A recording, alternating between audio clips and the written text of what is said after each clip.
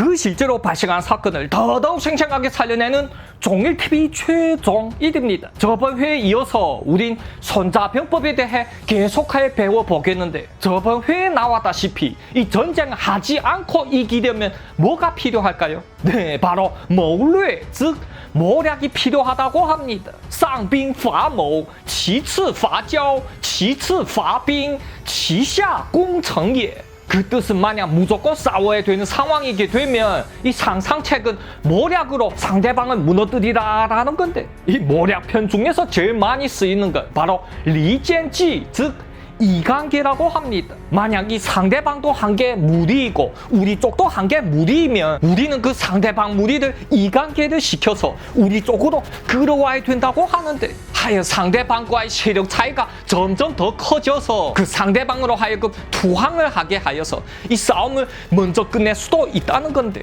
근데 만약 이게 안 통하면 이 진짜로 총칼을 들고 싸울 수밖에 없겠는데, 그 중에서도 제일 하하책이 바로 상대방이 성을 공격하는 거라고 합니다. 그 상대방이 모든 준비를 다 마치고 있는 이 제일 든든한 곳을 치다니, 이는 진짜 다른 방법이 없을 때 어쩔 수 없이 쓸 수 있는 하하책이라고 하는데, 그럼 이제껏 공격에 대해서 얘기를 드렸었는데, 공격이 기본은 방어가 아니겠습니까? 이 제일 중요한 방어에 대해서는 손자병법 제4장인 싱, 즉 군형편에서 나오는데, 善战者先为不可胜，以待敌之可胜也。不可胜在己，可胜在敌也。 그 뜻은 싸움을 잘하는 사람은 먼저 자신을 이길 수 없는 경지로 만든다고 하는데, 이 자신이 방어력을 제일 견고하게 만들어서 먼저 상대방으로 하여금 이길 수 없게 만드는 게가 이게 제일 중요하다는 건데,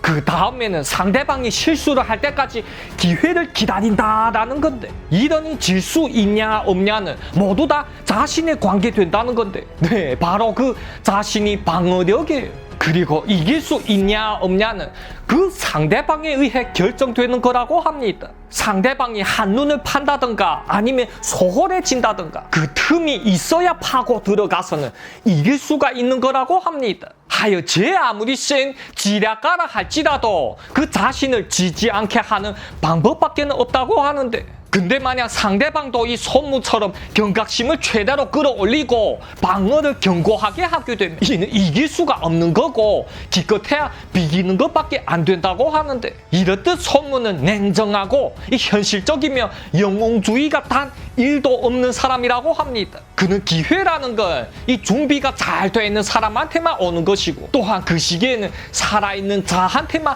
온다고 하였다고 하는데, 손무는 항상 시기가 제일 중요하다고 하고 있는데, 바로 꾹 참으며 때를 기다리다가 그 상대방이 허점을 보이면 단번에 그 허를 찌르라고 합니다. 하여 손자병법에 의하면 공격을 하는 자가 매우 쉽게 허점을 드러내게 되겠죠. 그럼 그 상대방이 허점을 보일 때 어떻게 공격을 할까요? 그건 바로 손자병법 제6편인 쉬스, 즉 허와 시리 편에서 나오는데, 富兵行如水，水之必高而趋下，兵之行必实而击虚也。 그 뜻은 富兵行如水, 무릇 군사의 형태는 물과 같다. 水之必高而趋下, 물은 높은 곳을 피하여 아래로 향하는 것처럼 兵之行必实而击虚也. 이 군대의 형체는 충실한 곳을 피하고 허술한 곳을 공격해야 된다라는 뜻인데, 이 한마디로 얘기를 드리자면 우리 군사를 움직이는 사람은 마치 물과 같아야 된다는 건데, 요 단단한 곳을 피하고 그 제일 물렁물렁한 곳만 공격하라고 말입니다. 그럼 어떤 분들은 그럼 그거 엄청 치사한 짓이 아니냐 할 수가 있겠죠? 네, 하지만 전쟁을 할 때에는 그 대장부의 멘즈이고 인정사정이고 다 쓸데없다고 하는데, 아무리 그 어떤 수단과 방법을 써서라도 이 자신이 목숨을 부지하는 것, 그것이야말로 제일 중요하다고 합니다. 하여 손자병법은 강자를 보라고 쓴 것도 아니고 이 약자를 보라고 쓴 것도 아니라고 하는데, 그럼 누굴 봐라고 썼냐고요? 그 바로 머리가 총명한 사람들을 보라고 쓴 거라고 합니다. 네가 강자이든지 약자이든지는 상관없고 머리로 싸우라는 건데, 이 허실편에는 이러한 성구도 있는데 能因敌变化而取胜者乃为之真神也라고. 그 뜻은 적이 변화에 적응하여 승리를 쟁취하는 자가 바로 전쟁의 신이다 라는 뜻인데, 이 전쟁이라는 건 매 순간순간마다 변화무쌍한 거잖아요. 그걸 파악하고 나도 계속하여 공격을 변하게 해야 된다고 하는데, 만약 단번에 상대방을 무너뜨리면 몰라도 그게 안 되면 또 공격을 계속하여 바꾸라는 건데, 고지식하게 계속하여 한 가지 공격만 계속하여 하게 되면 결국에 쓰러지는 건 자신이라고 말입니다.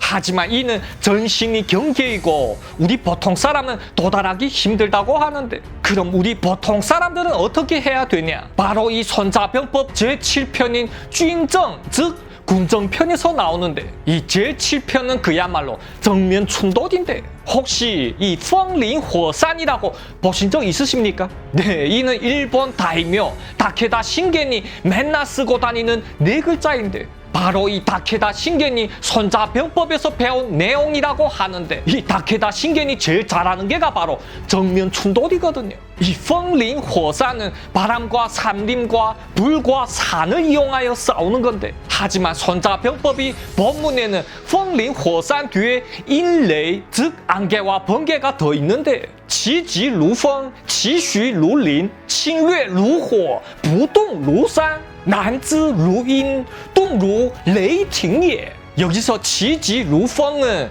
이 군대의 움직임은 바람처럼 빠르게 하라는 건데, 그리고 지쉬루린, 즉 움직이지 않고 고요하기는 그 흡사 숲처럼 하여야 된다. 또한侵略如火는 이 적을 침략하고 노략질을 할 때에는 불처럼 맹렬한 기세로 하여야 된다라는 뜻인데, 그리고 부동루산은 이 자신이 기지를 지킬 때에는 그 흡사 산처럼 묵직하고 흔들림이 없어야 된다라는 뜻이라고 합니다. 또한 난즈루이는 어디에 숨어서 움직임을 알 수가 없게 할 때에는 그 어둠처럼 해야 된다라는 뜻인데, 이어 제일 마지막으로 뚱루레이팅은 일단 움직이게 되면 천둥과 벼락이 치는 것처럼 위험있고 빠르게 해야 된다라는 뜻인데, 하여 펑호레이는 이 진공을 할 때 어떻게 해야 되냐라는 거고, 이어 린산이는 이 방어를 할 때 어떻게 해야 되냐라는 걸 알려주는 건데, 그야말로 은밀하게 숨어 있다가 일단 싸움이 벌어지면 이 그냥 속전속결로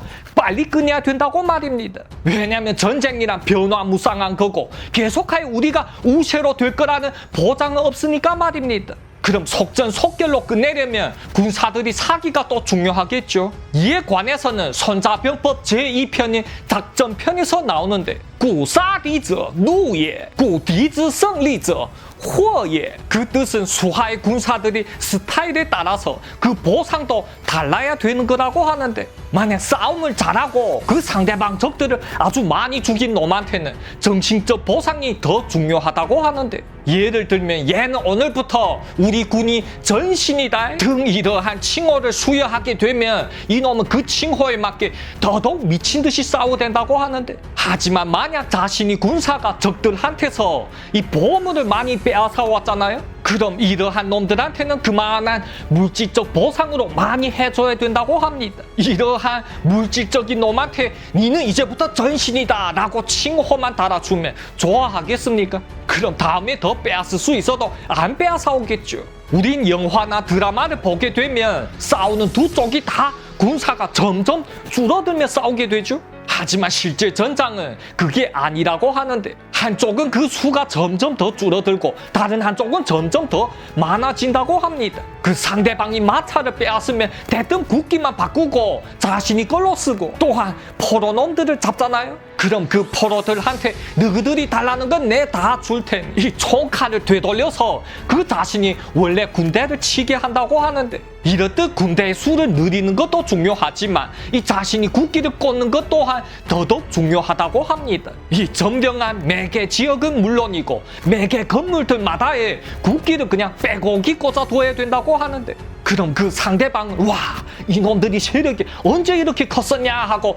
기세서 눌리워서 도망을 간다고 하는데, 이렇게 이기게 되면 그 전쟁이 제일 마지막 단계에서도 소문을 얘기를 했었는데, 穷寇勿追, 此用兵之法也. 그 뜻은 만약 승부가 이제 다 났으면 이제 너무 죽음으로 압박하지 말라는 건데, 왜냐면 置之死地而后生이라고. 만약 상대방을 죽음으로까지 몰게 되면 마지막 발악을 할 수 있기 때문인데, 손자병법은 그 상대방을 모두 다 자신이 밑으로 흡수를 하는 거지 살육이 아닌데, 故赶尽杀绝乃兵家大忌也. 그 모조리 학살해버리는 거는 전략가들이 제일 큰 착오라고 말입니다. 왜냐면 적수는 아무리 죽여도 끝이 없잖아요. 만약에 요 한 개 지역이 사람들을 모두 다 도살을 했다 해도 또 이 다른 지역이 사람들이 있을 게 아닙니까? 저놈들은 이기면 그냥 포로병들을 싹 다 죽이네? 그럼 우리도 잡혀서 개죽음을 당할 바에야 이판사판이다. 야들아, 끝까지 해보자. 이 곁에 다른 놈들은 더더욱 무섭게 달려들 테니 말입니다. 하여 많은 영화나 드라마에 나오는 짠차오 추건이라고, 이 아주 씨까지 마르게 하잖아요. 이는 용兵之法, 즉 군사를 다루는 법이 아니라고 하는데, 하지만 이러한 죄징을 자신한테 고의로 만들어서 이 전쟁의 판도를 바꾼 사례도 있는걸요. 그건 바로 置之死地而后生이라고. 먼저 자신이 손으로 퇴로를 모두 다 차단해버리고 살겠으면 무조건 진공해라. 이 승리를 하는 것만이 살 길이다 라는 전략 말입니다. 네, 이게 바로 손자병법이었었고, 이 2500년 동안 전 세계의 군사, 정치, 비즈니스에까지 영향을 주었다고 하는데, 그러면 여러분, 이제 그 손자병법을 빼고 이 세상 다른 병법책은 없었을까요? 이 손자병법이 나온 뒤에 2300년이 지나고 바로 19세기죠. 그 유럽 쪽에서 한 병법책이 매우 유행되기 시작했다고 합니다. 그건 바로 시방빙성, 즉 서방병성으로 불리는 카를 폰 클라우드 제비츠라는 인물인데, 유럽 사람들이 얘기하기를 동방에 손무가 있다면 그 서방에 카를이 있다고 하는데, 하지만 이 카를이라는 놈이 전적은 매우 비참한데, 그 백전백승이 손무에 비하면 이 카를은요, 이 싸우면 당하고 싸우면 또 당하고, 대체 이거 무슨 자신감으로 병법책까지 내왔는지 의문이 갈 정도인데, 하지만 이 카를은 또 그만이 특색이 따로 있었다고 합니다. 그건 바로 그 누가 자신을 이기면 그 전쟁을 연구를 해보고, 또한 그 뒤에 또 얻어쳐 맞았잖아요. 그럼 이 카를은 또 그 진전쟁을 연구를 하기를 좋아했었다고 합니다. 이 카를이 제일 많이 당한 상대가 바로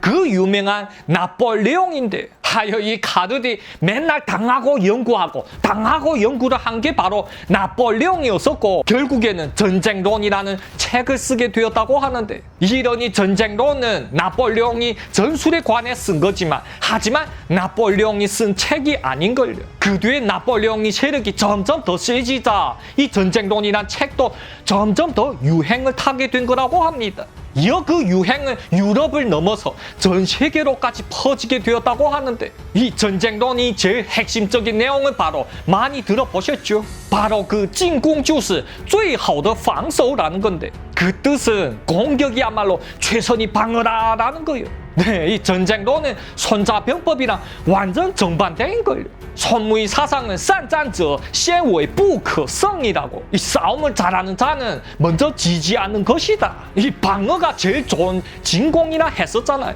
만약 방어를 잘하게 되면 싸우지 않고도 이길 수가 있다는 건데, 하지만 전쟁론은 방어는 아무 쓸데없다. 이 죽어라 진공을 하는 거야말로 이게 살 길이라라는 건데, 왜냐면 나폴레옹이 바로 그러한 싸움 미치광이었었으니 말입니다. 그는 전 유럽을 휩쓸고 다니면서 이 조금이라도 마음에 안 들면 그냥 마구마구 싸웠잖아요. 나폴레옹이 제일 제창하는 게가 바로 이러한 침략이었었으니, 이 전쟁론을 믿게 된 사람들은 또 어떻겠습니까? 원래는 손자병법대로 다들 방어에 신경을 쓰던 여러 나라들이 태도가 바뀌게 되었잖아요. 이 진공이 바로 제일 좋은 방어라고 핑계를 대기 시작하였었고, 그렇게 다른 나라들을 침략하기 시작하면서 제1차와 제2차 세계대전이 폭발한 게 아니겠습니까? 이렇듯 병법서 하나가 이 한 개 나라의 성질을 좌지우지할 수도 있는 거고, 또한 더 나아가서는 전 세계의 운명도 뒤바꿀 수 있는 거라고 하는데, 그 중에서 제일 대표적인 게 바로